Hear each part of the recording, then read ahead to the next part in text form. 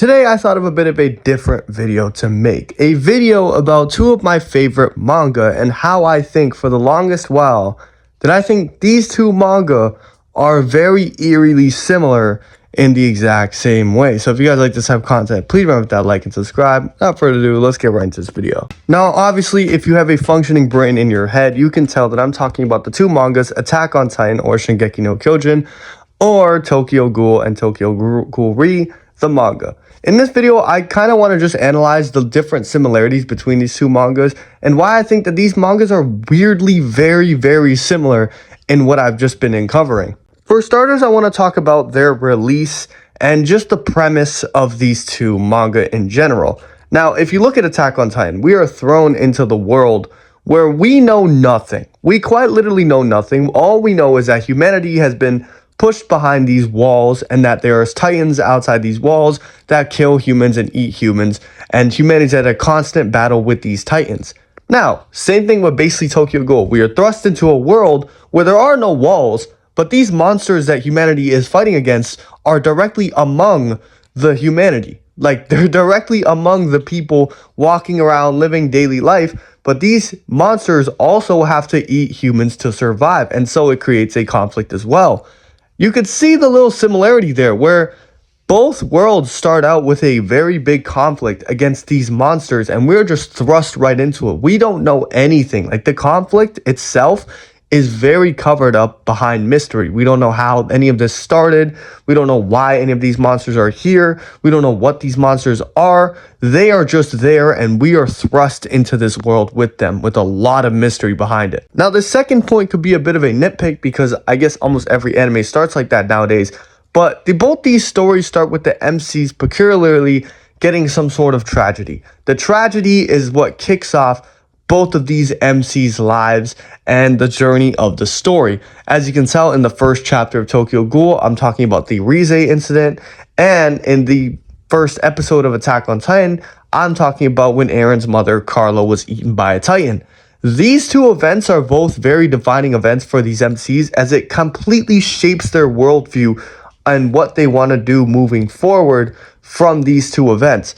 I feel like the way the stories are handled in this section are very similar because if you can tell, Attack on Titan and Tokyo-Ghoul are some of the most interlaced manga that I've ever read. The way that these first chapters are able to foreshadow so much future events is actually genuinely scary. Like, the amount of foreshadowing in Tokyo-Ghoul's first chapter alone is just crazy, along with Attack on Titan. But that's not just the first chapter. I think these manga in general are just very interlaced, way more than any manga that I've read, that almost random speech bubbles that certain people would think are just random speech bubbles. If you were to reread the entire series and see these speech bubbles again, you'd be like, oh, that's what he's talking about. Wow, what the hell? I did not know that he was talking about that. Like, there's just so many instances like that with these two series in particular, which is why I feel like they're just so similar because of how interlaced they are. Now I want to move more into our main characters themselves. I feel like what these series do very well is it makes our main characters, at least for a majority of like the first bits, like Tokyo-Ghoul entirety of part 1 and Attack on Titan seasons 1 to like seasons 3, Eren and Kaneki are both very naive to the world around them. They're not really directly like knowing what is really happening within the world, because when these huge plot twists happen, like Eren discovering that Marley exists and Marley wants to wipe Paradise off the map and why these Titans are here in the first place, why they're on Paradise in the first place, you know, that is like a huge point for Eren. But I feel like the same thing happens in Tokyo-Ghoul when Kaneki actually realizes what the CCG truly is, what the Washu family truly are, and what's going on with the world, the bird cage that's being kept, and how Kaneki needs to break it. It's just, these two events seem very similar to me, as they are both revelation moments to our once naive characters who are just thrust into these worlds. Another thing that I can point out is that both these characters start out being half of what they are opposed to. Eren wants to wipe out all the Titans. Now, I know this is a very cliche example I'm bringing up, but Eren wants to wipe out all the Titans. And what does he do? He is then thrust into a situation where he is half a Titan. He is using a Titan form to defeat other Titans. And with Kaneki, his situation's a bit different because Ishida uses his half ghoul thing as a way of him to change his perspective slowly. But it still has the same thing where Kaneki is also a half ghoul, a half of what he is actively opposed to in the story, which helps him see the perspectives differently. Now, of course, these stories, Attack on Titan, Tokyo Ghoul, are thematically pretty different. You know, they're about different stuff, different subject matter. But I think the way that these stories are structured is very, very similar. Now let's dive deeper into the mirror characters and just the characters of both of these series. They are both led by, the character's best friend, Hide and Armin, and then the character's female lead, Toka and Mikasa. Toka and Mikasa are both very strong female leads, like in a sense that they are not your necessary like Sakura female lead, in the beginning where she's just a little reserved and she needs to be protected. No, these are the female leads at the beginning who are at the front lines fighting for the MC. So I think that's what makes them very similar. Now with Hide and Armin, there's not that much of a similarity as to both. I guess they both just really motivate the MC in certain ways, push ideals onto them, and that's what they cling to and stuff. I think that's what those two are similar at, but I think other than that, those two are not that similar. But then I want to talk about Reiner and Amon. Now, of course, their roles in the stories are not the same because Reiner obviously sneaking into Paradise as a spy, armored titan, that's not the same as Amon, who is completely opposed to all these goals and stuff from the very start. But you can see what I mean, as both of these characters are direct mirrors to our MC in both basically every single way throughout the story. We have the scene where Eren comes to realize that Reiner is literally the same as him. Same thing with Kaneki. With his final fight with Amon, he really realizes that he wants to accept Amon as a human being, and Amon wants to do the same with Kaneki. So it's just a very, very similar character cast, I'd say, too. But I'd say Tokyo Ghoul's character cast is slightly stronger because there's just so many characters that you should have put into the manga. But at the same time, I feel like some of these characters are very similar, like Rize and the original founder, Ymir. Both of them ended up basically kickstarting both of these stories, and both of them ended up happening because they both wanted freedom. They both wanted freedom from their oppressors, and that's what ended up kickstarting the entirety of both of these stories.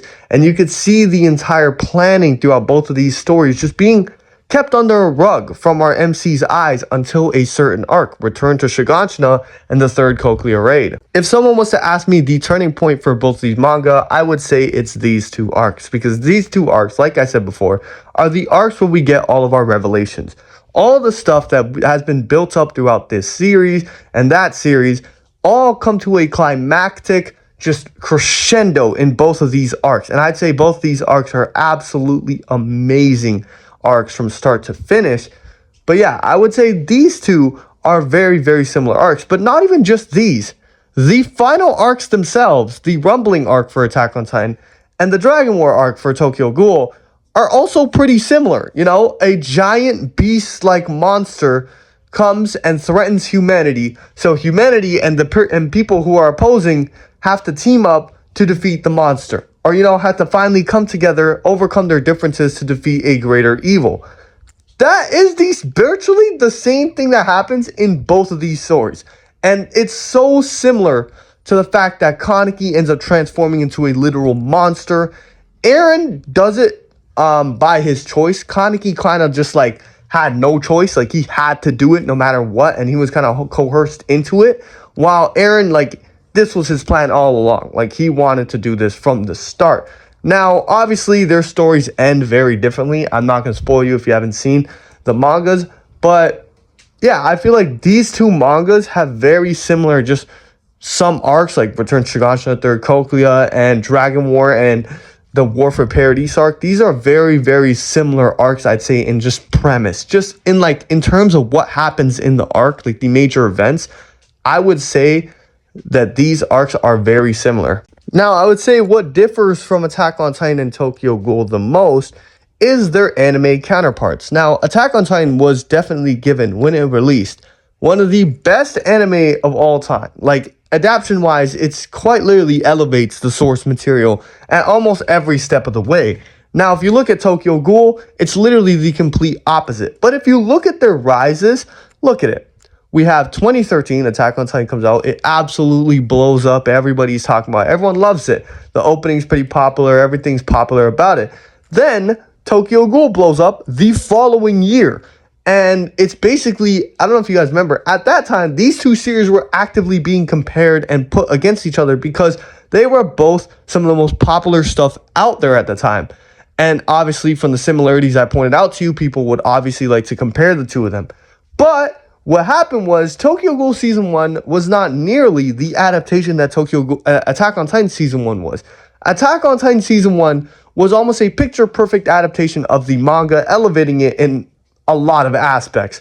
Whereas Tokyo Ghoul Season 1 was way more rushed and just didn't really capture what the manga was trying to convey that well in that many major scenes. Now, of course, some people really did like it, but once you read the manga, I feel like once you come back to Tokyo Ghoul Season 1, it doesn't hit the same because you realize how much stuff they really left out and how much stuff they just did overall worse. They just didn't elevate the source material. It feels like they watered it down and made it half good of what it is. Despite all that, Tokyo Ghoul still blew up in popularity due to the opening, the immense animation, and just like the edgy time of the internet at that point.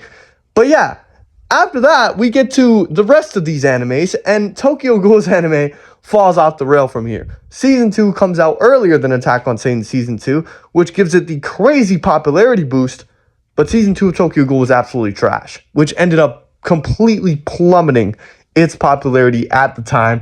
Well, obviously it was still talked about, but if something is garbage, less and less people, like the word's going to get out. Less and less people are going to start not watching what it is if everyone's calling it trash.